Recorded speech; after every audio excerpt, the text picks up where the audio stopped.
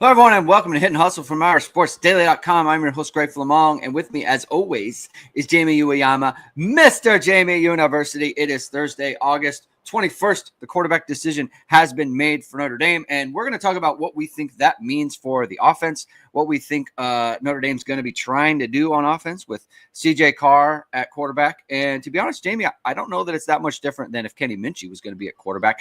Maybe less run game stuff, maybe less zone read stuff, but other than that, I think schematically it's going to be very similar. So we can talk about that. We'll talk about, the offensive line, what we think is going on there, what we think on the defensive line and the team as a whole. And then we'll get to questions and comments from people in the chat as well. It's going to be a very fun show. Thank you, everyone, for tuning in. If you like what you hear, please hit that like. Please hit subscribe. Please hit the notification bell so whenever it is, we are going live. We've got a show tomorrow, Jamie. I was just talking to you about it. I'm going to have Pete Sampson of The Independent coming on to talk about where Notre Dame's program is. He had a piece that just came out in The Athletic and talking about, setting Notre Dame up for a multi-year, year-over-year kind of run with the roster and with the program and everything. I thought it was very interesting. I'm going to talk to him about that. Of course, we can get a little bit of quarterback thoughts on him, but I do kind of want to transition out of that and start talking about the team in Miami and what we think is going to happen. So, again, thank you, everyone, for tuning in. As always, the show is brought to you by ESQ Clothing, founded by Notre Dame alum Ge Wang, and Chicago's go-to for the best custom suits, shirts, and sport coats. As Notre Dame reloads for the season, now is the time to refresh your wardrobe and add the perfect suit, sport coat, tuxedo, or casual jacket for fall. ESQ's master tailors combine next-level craftsmanship with the finest fabrics to deliver a fit that's built just for you. Now with showrooms both downtown Chicago and in Winnetka, book your custom fitting at esqclothing.com and step into confidence with Chicago's finest. Mention ISD at your appointment and receive 10% off your entire purchase. Jamie, I will also plug your episode with Tyler Wojak on Locked On Irish this morning. I thought it was delightful. I thought we have learned a lot from what you had to say. And, you also had 6 thoughts on a Thursday. Why don't you talk about what came out in that rendition as well? Yeah, so I've been doing a lot of podcasts this week. Power Hour, H&H, obviously. I think many people would say you're hitting and hustling, Jamie. I guess that's the right way to put it. Yeah, been doing a lot of hustling. Did the senior alumni show that was recorded last week, so unfortunately it was like they put it out. We probably should have recorded this sooner, close to the thing, but still a good listen to look at preview of the season there. But 6 thoughts today. Obviously, this is kind of like, I'm not going to be like going too heavy on like quarterback stuff, like right before the game. It's kind of like, this is kind of like the final thing that we're going to kind of put a bow on it until they start actually playing. And I think that's the kind of thing to think about is that, what I kind of did with 6 thoughts is like, it doesn't really matter that, Carr is the kind of prince that was promised in terms of like, he's this guy who's been hyped up for all this time and what he's going to be. Obviously, we've seen so many guys be that promised guy and not turn out. And it's not just at Notre Dame. Yeah. It's not just at Notre Dame. We talked about it too before, right? With like Chris Wimbush and all of these guys over the years, right? And like, it was, like it's funny because I saw this. It's the CJ Carr era. It's like, well, it was the Everett Golson era until it was the Malik Zaire era, until it was the Deshaun Kaiser era, right. And the Wimbush era turned into the Ian Book era real quick. Like it's just something that can flip, and we don't know how it's going to go. But I wrote about how like there have been guys who've come in who like barely played or like didn't play at all as freshmen. It came in and like. Manziel and James Winston won the Heisman, right? Yeah. CJ Stroud first in QBR, like lights out in that first year. Bryce Young won the Heisman. There have been guys who've done that, but then there's also guys like Cade Klubnik who's like, it took him a while, and you would say he's still not there. Same thing with Drew Allar, where he was kind of anointed there, and it hasn't he was better last year, but I mean, anyone who saw his like CFP performances would know that he's not that elite guy, or else he would have gone to the NFL. Like, frankly, that's kind of what it is. But I think the way to look at it is that, he's going to get put into a situation where he has to, um, be good right away. It doesn't have to be great right away. It has to be good right away because of who they're playing. And, they're playing 4 of their first 5 games are against top 40 opponents in projected in F plus.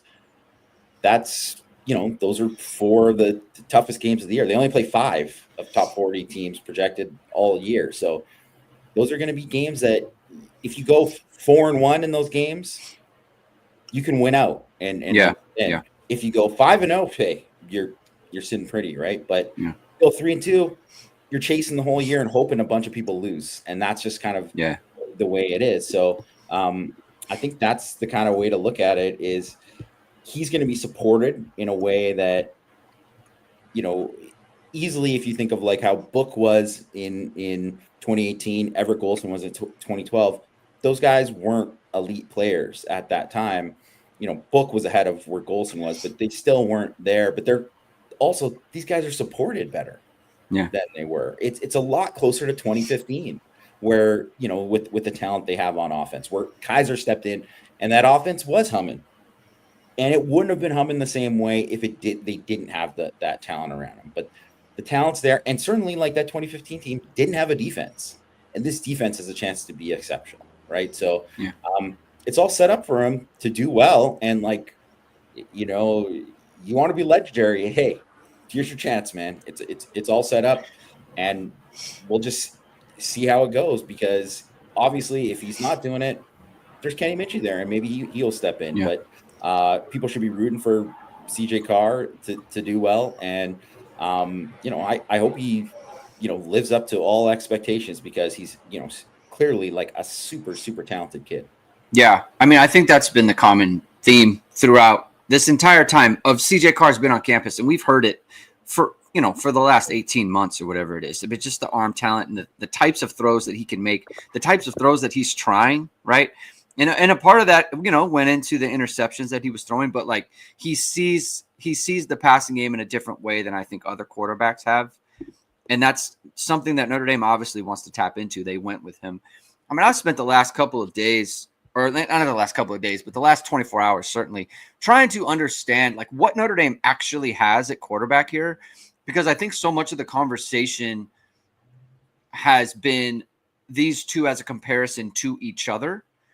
And I'm like, trying to figure out like how are they in a comparison to other seasons, and how they would stack up in different position battles. I don't want to go into specifics. One thing I have been able to kind of glean from everything is Notre Dame likes these guys as passers. I mean, I think they're really excited about their ability, both of them, their ability to throw the ball and kind of lead the offense. Because I've talked a bunch, like you said earlier, the CJ Carr era, it could very soon be the Kenny Minchie area. Like I am invested in trying to figure out what kind of position Notre Dame is at the quarterback spot, if it's either one of these guys. And I truly believe that Notre Dame is of the mind that they can win with both of these guys. I mean, you can only start one, and look, Chris Ash doesn't have to get up there and specifically explain why Jalen Stroman might be running with the ones and Bronte Johnson's running with the twos, or Luke Tolich or anything, because he can just say, well, they're going to play both of them. You can't do that at quarterback. Yeah. You have to play one. And I think that's, people are talking about, Marcus Freeman and his demeanor in the post game or in the post practice press conference, Jamie, how, he was exasperated, or is this, that, and the other. I think it's because it's a very hard decision. You can only choose one. I don't want to say it's a flip of a coin, because I don't know exactly how they view it. But to me, I think they could have gone either way. And here's the other thing, Jamie. You talked about the 2012 team, and I want to get your opinion on this. I don't know that Notre Dame goes into the Miami game feeling that much different about how they're going to run things. People are talking about, the ceiling. The ceiling is higher, this, that, and the other. I think game plan-wise, it might be very similar. I think they're going to, like, you said it on Tyler's show today, I thought that was a very astute point. A lot of predetermined reads. You know, they're not going to have either one of these players scanning the field, going through, multiple full field progressions. I don't think that's going to be the case. I think they're going to be careful with them. And the other part of this too, Jamie, is they threw a lot of interceptions. They know exactly where CJ Carr has gotten himself into trouble. We just stay away from it. Just don't put it in the game plan. Take those kind of throws out of the game plan, or take those kind of, reads out of the game plan. Or limit them at the very least. Yeah. And go from there. I'm curious to get your thoughts on that. I mean, I really think that's a great point about the, the game plan and what, it's builds off of what Mike Denbrock said. They know the strengths and weaknesses of these guys, and they're not going to, do that. Obviously, you're running everything to find the strengths and weaknesses in camp, right? You want to be able to identify those things, because when you get to the games, you want to know, like, hey, we got to stay away from this. Yeah.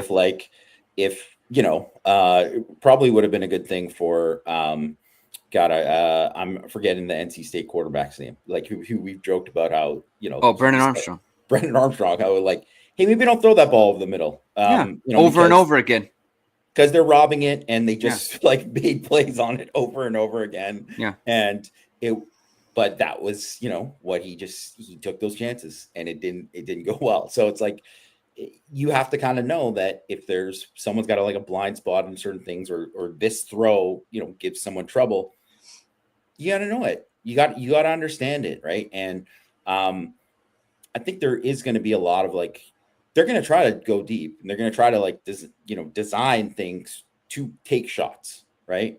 But I think on a lot of those too, I bet there'll be a lot more, it was funny because I saw someone in the comments and thing. I usually don't check the H&H comments because whatever, I don't care.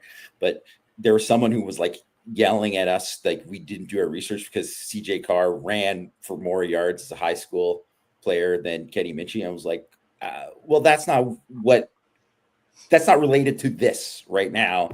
And I mean, listen to the coaches and what they. You know who else didn't run that much in high school? Ian Book. Yeah. Ran a lot. You know what I mean? It's a different thing, and it depends on your offense and what they call and all that. But I think that you will see in the game flow of this, I bet, because when it's different when you can run in a game than it is in practice. And I bet CJ Carr will probably scramble quite a bit more in this game, or just not in this game, but in general throughout the season than he did at any time during camp. And I'm not to say that he's going to be Riley Leonard and look for it kind of a little bit more. He will look to pass, but I do think he's going to run a little bit more in that way.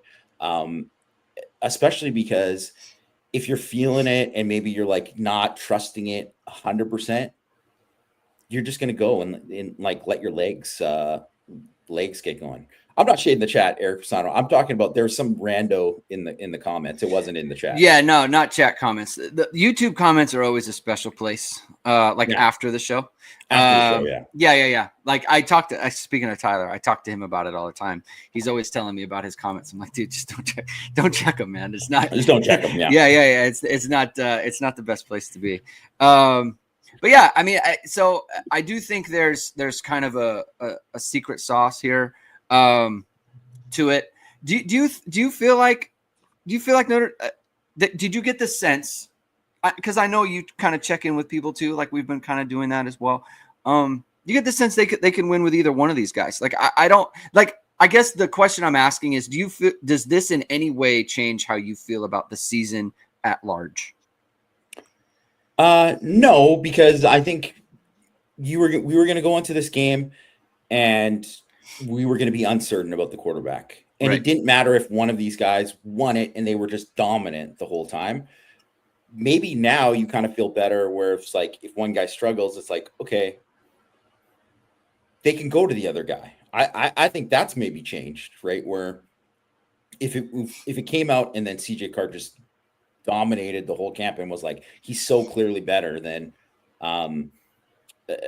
Minchie, then you'd say, well, oh gosh, and then he's struggling, and then you're They don't have any other good options here. Where now it's like, if he is struggling, hey, you got this other guy who almost won the job too. So I think that's the only thing that's really changed, because I just think you're going to go into the season with so much unknown, right? And it's funny because one of the things is I was looking, because I wanted to see like how many people, not many people have the Tyler Buckner experience where it's like, hey, guess what? Your first start, you're going to be on the road at Ohio State. Like, that's tough. Like, that's tough. Just like CJ Carr, your first start on the road at Miami. Not a lot of people have that. I know that it was the Ohio State, even though Minnesota isn't those programs, but it's a road game, conference game.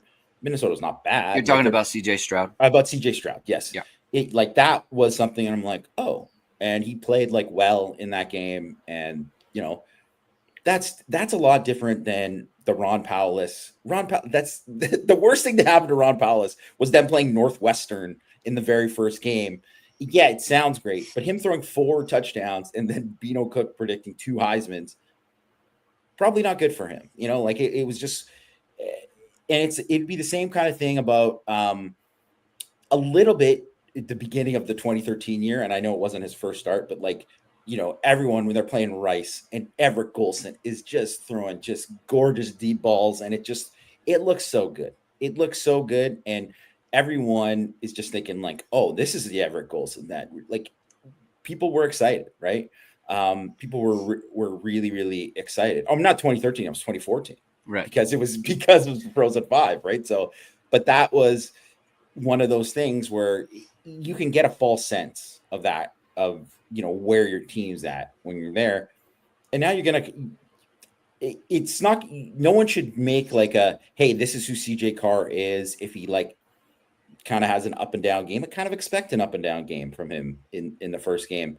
But you want to see some resiliency, him responding to adversity, him making plays, him making winning plays. Exactly what you saw from Riley Leonard against Texas A&M last year. Which, hey, it wasn't a Picasso of a game, but in the end, he came out on top. Yeah. CFB Hurts is a really good question. It was I had something similar in my show notes about just where we were a year ago with this team and where we, like, the concerns that we had. I mean, this is when Anthony Knapp was going to be the left tackle. He was maybe 280, right? I mean, he had a good spring game against the twos, like as a second team guy. He had a couple blitz pickups that we were excited about. And that was the situation. The entire talk was Emil Wagner was a new starter. I mean, he was a complete unknown at that point. You had Ashton Craig, who was a new starter. I mean, everyone, the talk was 6 starts for the offensive line. Going into play, Nick Scorton and Shamar Turner and Shamar Stewart, right? Like, that was the conversation. We were very concerned about that. And look, coaches figure it out. They figure out how to win games and they go forward. I think it's good for Notre Dame that they are in a win by any means necessary situation against Miami. Anytime you go on the road, right? Like, that's just how it's going to be.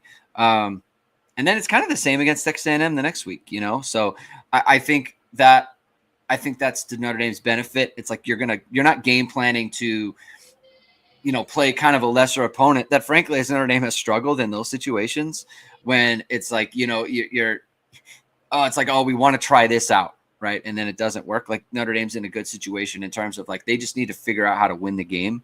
And I think that's to Notre Dame's benefit. Also, we didn't know who Jeremiah Love was last year. I mean, we knew he was good, but we didn't, and obviously the vibes on camp were like, he had very, a lot of hype coming out of camp last year. No one knew he was going to be what he was. Like, I don't think that many people thought he would be that good, right? So there are so many more knowns on this team going into the first game this year. Quarterback is obviously an unknown, but Mike Denbrock's been in this situation before. He knows how to handle this, and he knows how to get the most out of it. If you were to name one player who you think benefits from CJ Carr being the quarterback, just, hypothetically, it's for the duration of the season. Let's put it like that. I think that's Notre Dame's plan for sure. Who do you think benefits the most from this? I have one player in mind. One player, I mean, I think it's Malachi Fields. I think it's Malachi Fields. I just think that they will attack more with him when he gets one-on-one matchups. I think that's going to be like a green light, you know, because Larry Salamone here, Salamone, nice name there, Larry. He says Greathouse is going to get the ball no matter who's the quarterback. Yeah, I mean, he's going to get the ball a ton. That's not a benefit of Carr or Minchie. He's going to be like I think he's going to be the most targeted guy. But in terms of like deep stuff and like what we're going to see there, I think that CJ Carr may be a little bit more open to kind of like pulling the trigger there when they're get those looks, and I think he throws a really great deep ball, and so I think that would be probably my pick for it. That's mine too. I feel the exact same way. I think I really feel good about because it's one thing to be a back shoulder fade guy, which I think CJ Carr can do, but he's like, I want it over the top guy, right? And that's the difference. I'm like gonna drop it in the bucket. Yeah, like that's the difference between and you referenced that catch that I think it was Micah Gilbert made against Leonard Moore. We think it might have been Carr who threw that pass, and that's just the kind of pass that we're talking about. It's like the one that goes over the top, and it's like that's the difference between because everyone talks about the pass to Bo Collins, in the A&M game. Oh, what was that? A 20-yard gain, 15-yard gain? Yeah. And we're talking about something like that being like, okay, now it's a 45-yard like on the dot, actually. Yeah. So like now we're talking about this is a 45-yard gain, and like that makes a big difference. So yeah, I agree with you on that. And it's not bad to tap in what might be your most physically talented receiver on the team. And Notre Dame's been looking for a talent like that on the boundary since, we've been referencing Claypool and Miles Boykin with Malachi Fields. Maybe Notre Dame can tap into that. I do want to pivot to the D-line. I'm really curious to get your thoughts on what Onye can be. I don't know what to make of it. I know he's like, there's a lot of hype with him. How good do you think he can be this year, Jamie? I don't know how to compare him. I don't know what reference point to make, because this is pretty rare in terms of the profile that he's coming in with, in that like he wasn't with the team last year.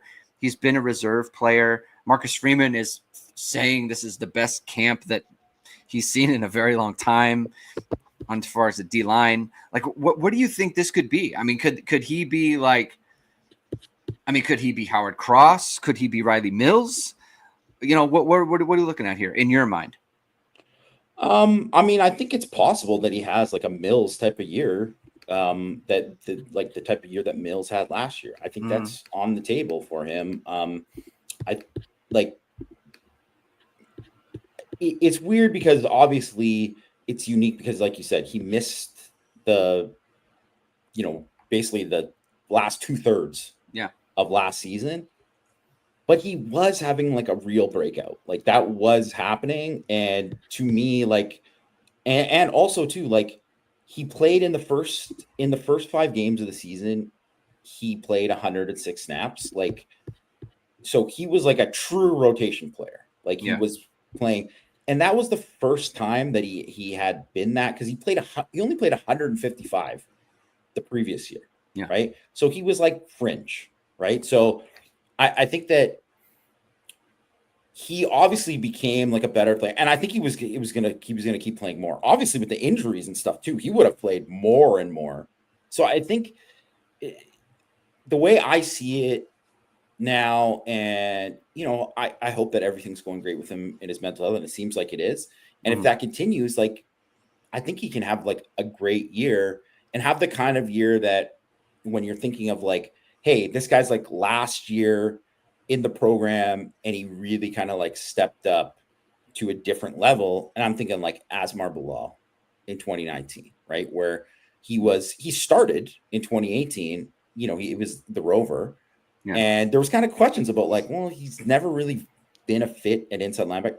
He ended up playing really well in that 2019 year. He ended up like, especially by the end of the year, he was a very good player. So I think that's kind of like the baseline of like what I would expect from him. I think that's, very much on the table. Javon McKinley, like being that kind of late bloomer kind of guy who's kind of stuck behind other people too. Yeah. I think that kind of thing. But I also think if you're looking at like comparing those guys and him, Anye has different traits that are like, he could get drafted. He could get drafted even off of one good year. He could play himself into being like a late day 2 pick or something like that. Like that's like the ceiling probably. But I think he could have the kind of year where all of a sudden you look at it and you say, wow, he had one of the best years at defensive tackle that Notre Dame has had in quite a while. I'm not going to say he's going to be Jerry Tillery in his last year or anything like that, or even Howard Cross in 2023 was just like, absolutely lights out. He was insanely good. Yeah. But I think it's very possible that he has the kind of year where you're like, oh, he's just right there. And it's not even just a thing where you're saying, well, it's a drop off. You got to do it by committee. It's like, oh, he's kind of like done exactly what you expected what Mills would have done if he was back. Is the greater upside to you in the pass rush versus the run game, or do you see kind of like are you seeing similar type of production on kind of on both sets there? Well, to me, them saying about him, having the best camp, like Freeman saying that he had like the best camp in 4 years, like that is exciting to me because what he's always been missing is that like consistency versus the run. Because he's always had these like flashes because he's like a high motor guy. He's like super long. He like knows how to use like a long arm. He's incredible like power, like with his bull rush.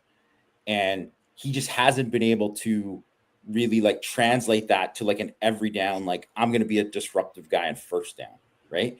And that's what I kind of want to see from him. And that's, to be honest, that was Riley Mills until last year, I thought, right. Where Riley Mills, like all of a sudden you're like, oh, he's like just, dominating dudes at the point of attack now, where he didn't do that before, where he showed way more as a pass rusher. So I think, Anye, basically what I saw from him as a pass rusher last year, like if he can do the same kind of things there, like, they're going to be in really good shape. But like, if he can just be like more of like a disruptive force versus the run, that's where it just like totally changes things. Yeah. It's interesting, right? Because we talk a lot about, ceilings on offense and that sort of thing. And you've mentioned ceiling for Onyé. I think the way that we think about this defense, again, we've spoken about it a bunch in the offseason, is that interior.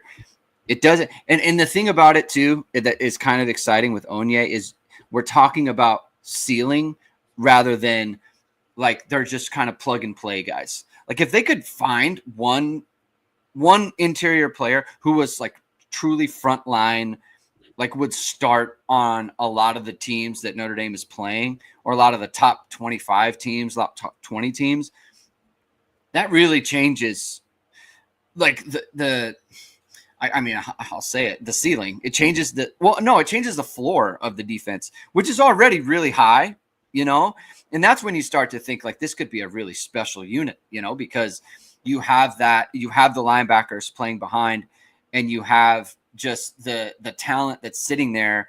From a pass rush point of view, Notre Dame has a ton of options, and like I feel like they can always put guys in there who can kind of plug things up in the middle. But having that difference maker inside, if Notre Dame has a difference maker on the interior, like a true difference maker, that's really like cooking with gas, and you're really talking about it's going to be hard for Notre Dame not to be a very, very good football team if the interior of the defensive line is sorted out. Well, one thing I just want to add too, because I think that's one of the things that people kind of maybe didn't focus on enough with Mills and Cross, especially when Cross was obviously healthy. Yeah. But like in 2023, especially like those guys were both like plus pass rushers inside. And if you have that and two guys in one, which Heinisch, you know, if he continues on the exact same path, he's a plus pass rusher too. So that is also one of those things like, let's face it, obviously you got to stop the run. Those guys, you got to stop the run. You know, you got to stop the run. But like teams win by throwing the ball. Like you're explosive throwing the ball. You're doing all this. If you are disrupting the quarterback, getting in the face of the quarterback, Carson Beck is like lights out when he's absolutely protected and whatever. Yeah. Pressured, one of the worst quarterbacks in the country when he's pressured. That's the gap there for him. So if you get a guy who was like, hey, it's, you know, 1st and 10, they run straight drop back, and you get in his face, like that can be the difference between like them, you know, hitting a big play down the field or him throwing a pick. And he threw a lot of picks last year. And we talk about like 12. Like imagine like if CJ Carr throws 12 interceptions, like that's a lot. If people are gonna be like, well, that's normal. Like Carson Beck did this in a shortened season last year. You know, like he will throw you the ball. You do, like, as long as they put pressure on him, and you get in his face, he'll throw it to you. And Notre Dame has the type of secondary that you know, that they could take advantage of that stuff, right? They will take advantage of any sort of weakness that that shows up in your quarterback, and Carson Beck has one that's pretty important. You don't want to have a weakness in your hobbies, Jamie. You don't want to have weaknesses. You don't want to have a weakness in what you've got going on in your daily life. You've got a hole you need to plug. You can plug it with pickleball, Jamie, and you can do that in Mishawaka as well if you're in the Indiana area, Mishawaka, Indiana area, with H2 Pickleball, founded by alum Todd Hill, is teaming with fellow alums Jack Gibbs and Will Howells, a top 10 pickleball pro, to bring Notre Dame fans to the Notre Dame Pickleball Crew League. Besides football, what better way to connect and engage Notre Dame fans than through pickleball? Membership is free, and members will have access to special pickleball events and discounts. The first event will be a tournament before the Purdue game with medal rounds played on campus. A portion of the proceeds will go to the Rock Me Athletics Fund to support Notre Dame student athletes. Contact Todd at h2pickleball.com or 574-339-5195 to join the league. And be sure to visit the H2 Pickleball facility in Mishawaka when you are in town. H2 Pickleball is located at 55801 Evergreen Plaza Drive in Mishawaka, Indiana. All right, Jamie. In the non-quarterback division, if you could know the results or the type of season that one player would have that would let you know what kind of year the Notre Dame team is going to put together, who is that one player? You want to know their exact stats.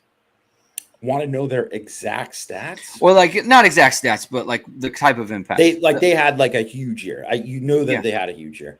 Yeah. Can I pick one offense, one defense? Sure. Okay. Because I'll say Greathouse on offense. Okay.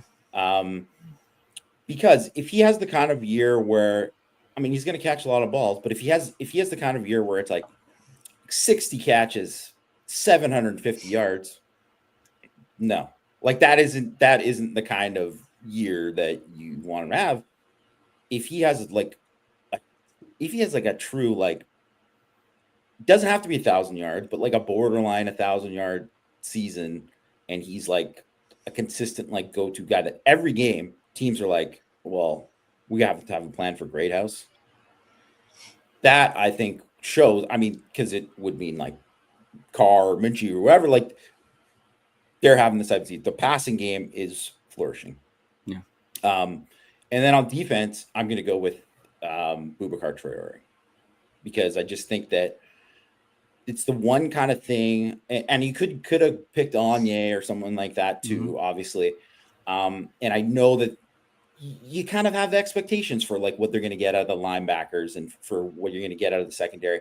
And I guess I could have said Tate Johnson too, because if Tate Johnson has like a monster year, then I'm like, oh my gosh, the pass defense is just as good or better, right? But I'm going to pick Traore just because I really just think like the one kind of thing that was missing from Notre Dame's last year was that 4-man pass rush and the one guy to be like a dominant guy. And maybe they'll have more than that. Maybe it'll be like Bryce Young. Maybe there'll be other guys too. But like, I think Traore is the guy that I think has the best shot at being like, oh my gosh, this is a problem. Like, as I'm thinking about Notre Dame's getting ready to play Ruben Bain, who's a different kind of player. He's more of like an Ashton Gelati type of player. Yeah. Like a guy who can line up at the side. He's a power rusher. But that's a guy that when you play these teams and you're like, we got to worry about him. And then they got some other dudes who can rush the passer too. That's what you want.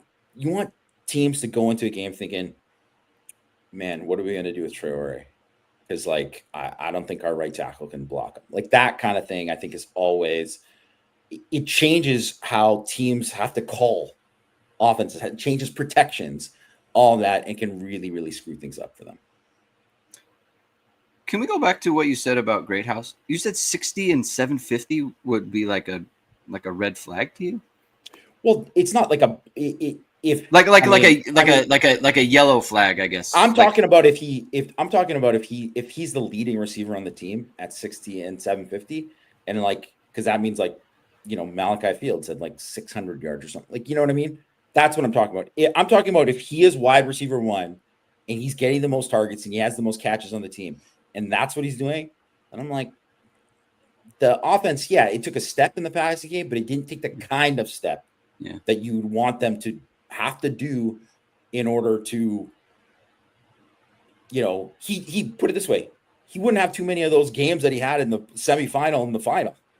He maybe have one of those games all year if that's the case, right? So like, you want him to have like 4 or 5 of those games, right? Yeah. And and then when you get it, like during the regular season, and then when you get into the playoff, he's one of those guys that they're like, okay, we don't feel good about our nickel, so we got to find a way to like double him in these situations. And I think, and it's exact same thing with the pass rushers. Like, you worry about that one guy, and it changes how you have to call things, right? And that's what makes Ohio State so tough. That's what made them so tough last year, is because you're like, okay, well, we're going to take out Jeremiah Smith like Texas did. They still lost the game. It's like, well, because you still got to stop Emeka Egbuka, and then Travion Henderson can break one, and Judkins can break one, and they have all that. And it's like everybody knows they're going to load up to try to stop Love and Price and the guys in the backfield. It's like, well, now they have to really worry about, one of those guys, one of those receivers as well. It really like makes it so difficult to prepare for and have to play against. Yeah. I think the Greathouse Will Pauling thing is a very interesting I just assumed that Pauling would be a field guy, that they wouldn't be sharing time and he wouldn't be in the slot. I mean, I know he was with Wisconsin, so in that sense, maybe that should have been obvious. I feel like Greathouse is not someone that Notre Dame is like, oh, he's going to be taken off the field for someone else, Yeah. And so I just assumed that, and Will Pauling's looked really fast too. Like he's built the same as Faison. So to me, it's just weird to me that they would be like, yeah, Greathouse and Pauling are going to share snaps and Faison has the field. No, that's, I don't see that. I don't see it either, but like I don't know. I've heard that it's like, because Pete Sampson said on, and I'll ask him about this tomorrow, because it's actually something I really want to get into. Is like he had reporting that that they told Greathouse like, hey, Pauling's coming, like you stay on the top of your game, kind of thing. And I'm like, well, wait a minute, why are we doing that? That doesn't sound right to me. But I'll talk to him about it tomorrow. I just think that whole dynamic is interesting.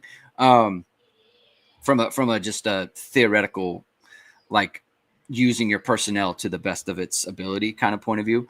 So we'll get into that. I guess for me, I think they're going to move around Greathouse a lot. Sorry to interrupt, but I think they're going to move him around a lot. Yeah. And they could do like a lot of trips, right? Like they can do stuff with that. There's a lot of formations that they can try out. I guess it's going to be interesting to see what they do with him and Pauling specifically, because now Pauling's been named a captain. He's going to be a pretty big part of the offense.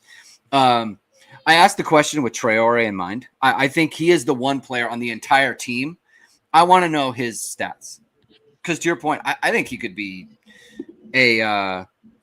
like him and Young. I think they could be like a generational end combo. And if I knew that Traore was having a big year, I mean, they could be special. I mean, it could be a really special pass rush. Then therefore, it could be a very special defense.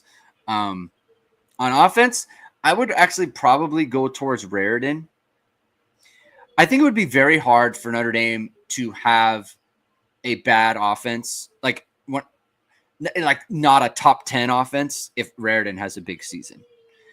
Because I think there's too many wide receivers that could go off. Like you could tell me Malachi Fields went off. You could tell me that Jaden Greathouse went off. You could tell me that Will Pauling went off to some extent, right?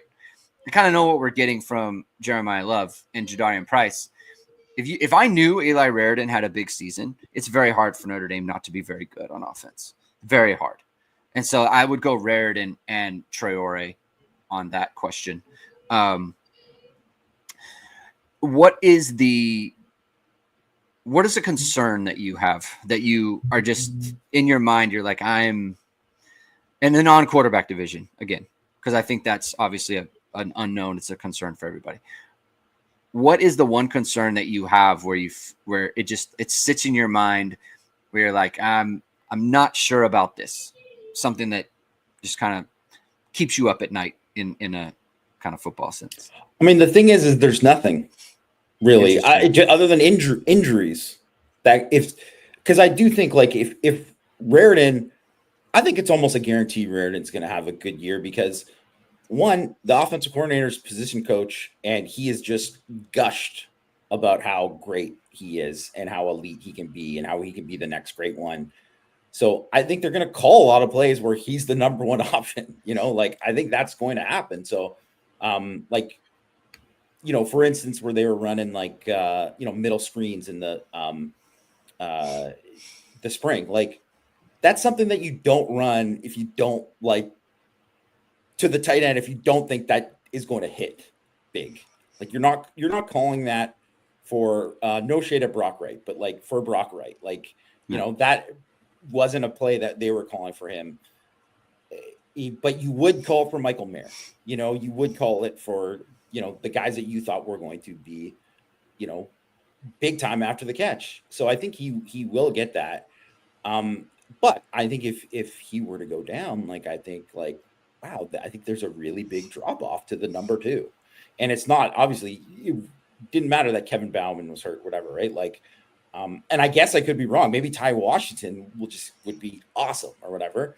Certainly heard a lot of good things about him, but there's that, like, it really is the quarterback because I can't really think of the other stuff. It's like the backfield, like they're so loaded. Yeah.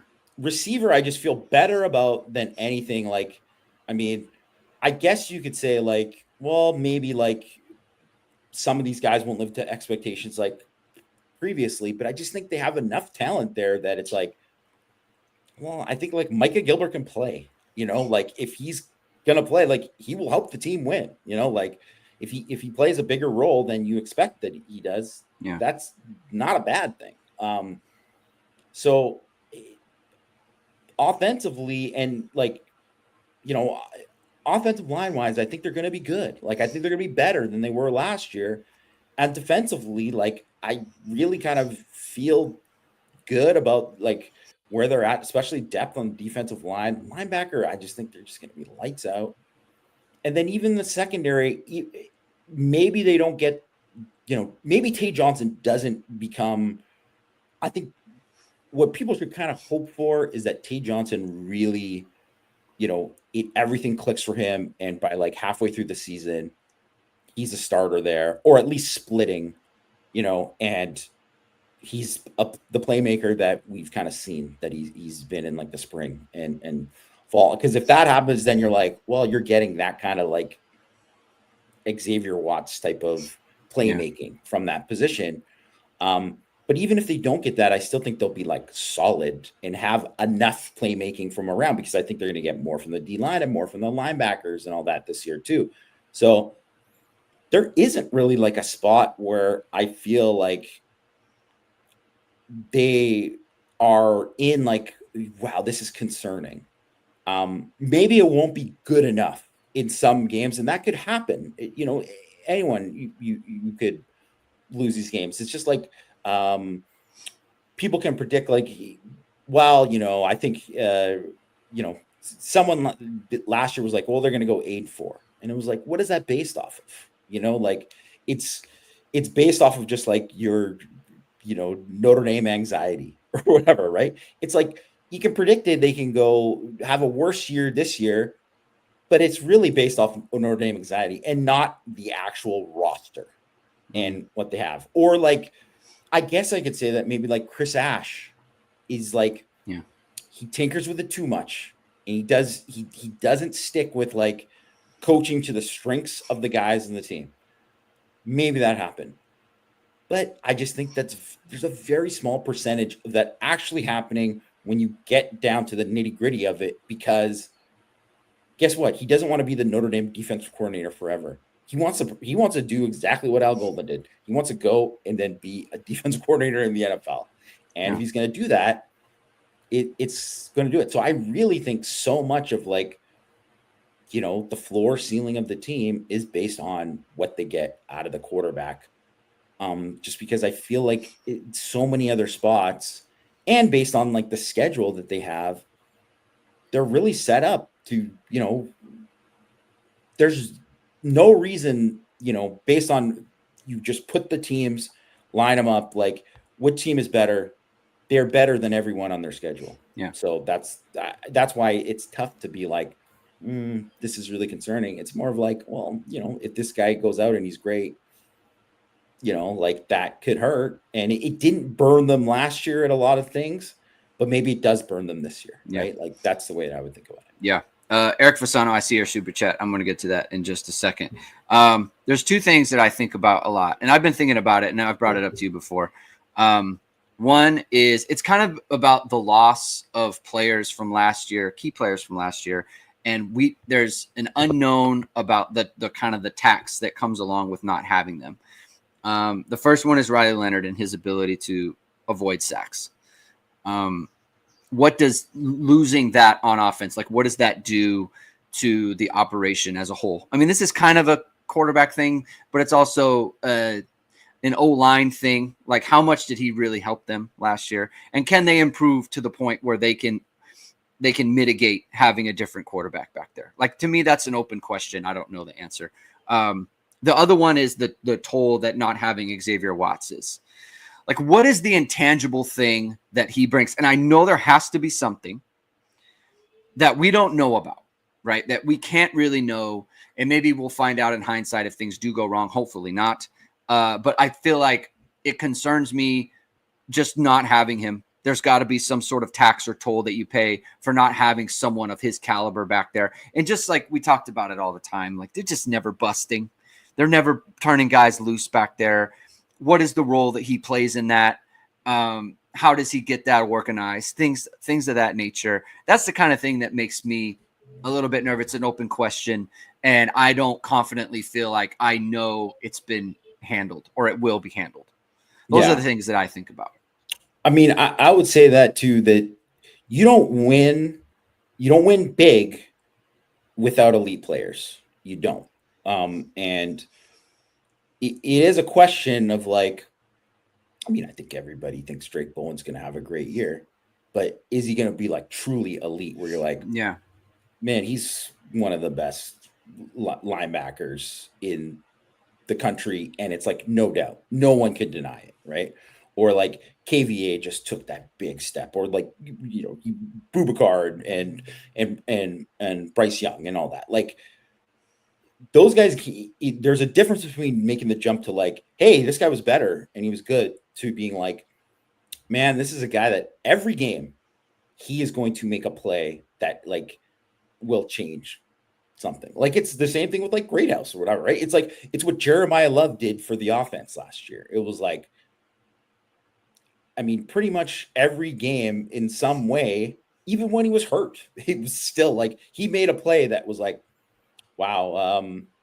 Maybe if you go back and look at it, maybe they don't win the game if he didn't have that run against Penn State, or if he didn't break off the 98-yarder against Indiana, etc. Right? Like there's those kind of things that I think. I mean, they have to reveal themselves, but I think that's pretty normal for every team. But it's like one of the reasons why I think that Notre Dame, it was maybe a disappointing year in 2023, but one of the reasons why that they won 10 games was because, well, Howard Cross really took a big jump and he became like a difference maker, game wrecker. And Mitchell Evans, who people weren't touting as like, thought he'd be good, but no one was touting as like, he's going to be one of the best tight ends in the country. And I know he got hurt later in the year, but during that stretch of games when they were playing those tough games, and I know they didn't win them all, he was great in all of those games. Like, and he had made that jump. And I think you kind of just need that. You need that from certain guys. I think they'll get it because there's just enough candidates where it's like, it feels like almost inevitable that they'll have like one, probably two guys that do that, make that jump to that level on defense, along with like, Leonard Moore or whatever, right? Like who's already there. Or and similar on offense too, where you could kind of see that, but like, I mean, and then if more of those guys do it, then that's how you become Georgia and Alabama and whatever, and that's how you win a friggin' natty. Yeah, I mean, they could just elevate, right? Like Marcus Freeman likes to talk about all the time. You can elevate your media company, your social media page, or your small business's website with VSR Media, founded by Notre Dame football pregame host and Emmy Award-winning anchor Vahid Sadrazadeh. VSR Media provides professional and cinematic video and photo. Whether you're looking for a collegiate or pro-level highlight reel, have a personal story to tell, or aiming to diversify and grow your business, VSR Media specializes in short and long-form video storytelling, social media management, website design. VSR Media also captures professional headshots, senior, and sports photos. Contact them at vsrmediacompany.com. Mention Irish Sports Daily to receive 20% off your first project. Visit them online or give them a call at 574-800-9106. Blayberg says, everyone's sleeping on Josh Burnham. Big mistake. He played amazing in the playoffs on one leg. Josh Burnham, big grip guy. He's got a very strong grip. If you look at Notre Dame's social media, they did a thing on the grip strength. I think he had 218 pounds of grip strength. It's a good job by Josh Burnham. You need that. You need that at the end. You grab the jersey. I mean, that's one of the reasons why he's great at versus the run. There you go. I would say Blayberg, like, I think he can have a monster year, really. And I mean, he did have, like, he finished second on the team in tackles for loss last year. I think he can have a really, really great year. I think the one thing that he hasn't shown yet, and to be fair, we didn't get a long enough look in the spring or the fall to really see it, but he's got to take a jump as a pass rusher. That has got to be the thing. I know he had 2 sacks in the national championship game, and I'm not trying to take away from those sacks, but those were hit and hustle sacks. Those weren't like, hey, I beat my guy clean and I won. I definitely won this rep. It was like coverage sacks for the most part. So if he can win more as a pass rusher and be more complete there, I mean, who's to say he doesn't become one of these guys who takes that big jump? And that's the thing. There's so many guys there. You could say, well, everyone's sleeping on this guy. There are just a lot of guys like that who could really like step up. That's why it's really hard to think that the defense won't be just lights out. At some point, you just have too much talent. All right, Eric Fasano. Thank you for the super chat. With the starters mostly known now, what's the preliminary view take of Notre Dame's front seven versus Miami O-line and running game? What do you got for us here, Jamie? I think Miami's offensive line, I mean, they're good. They got a bunch of guys coming back, obviously. And I've looked, obviously I've looked at them quite a bit. I would say that they were way better in pass pro than they were run blocking last year. So not to say that they won't be, quite a bit better this year, because usually like that's what happens is like guys return and, they work together more and they're better, and they are massive. Like they have so many just monster dudes up front.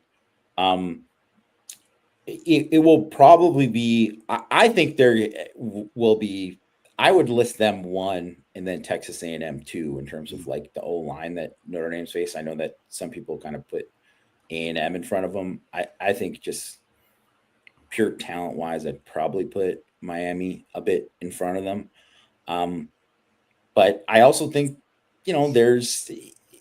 it's like the quarterback goes into all of this too, and how he deals with it. And then the fact that they have all these new receivers and all that. The running game, they have good backs. Wouldn't say that they have like, dynamic backs. It's going to be interesting. One thing that stood out, like, Mark Fletcher is their big running back. He's probably going to be their RB1 this year.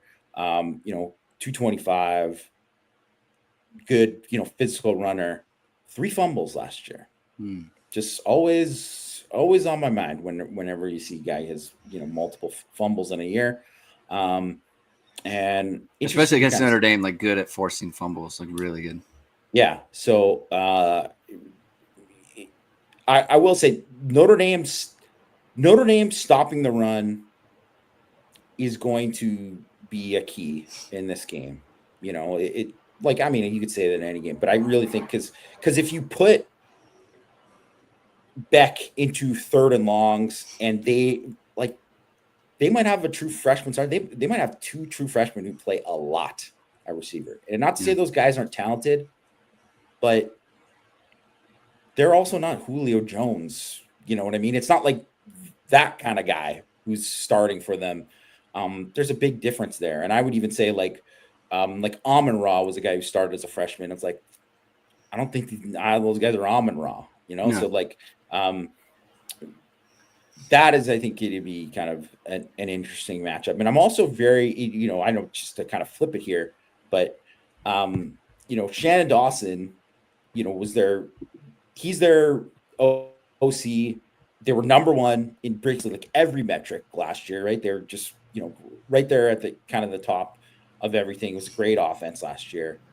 And I don't know. He's been very, like, if you look at his like numbers of him over his career, and obviously he's been in a lot of different places. He's been at Houston, he was at West Virginia. He's an air raid guy. He's largely been attached to Dana Holgorsen most of his career, but he's had like good offenses and like stinky offenses.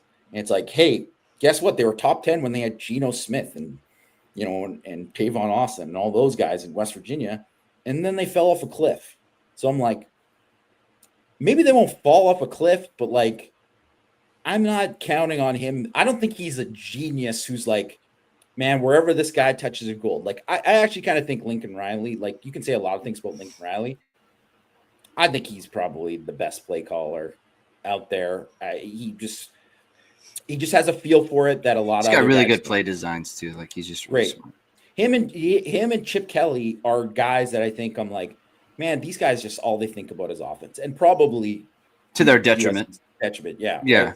But to the benefit of their offenses if they're a play caller, and which is why it's still amazing that they had that game against them when Williams threw those picks, because that just doesn't happen a lot. Well, and like I just feel like with Miami, I mean, if you watch them play, so much was Cam Ward create magic, and to me, Beck isn't a create magic guy.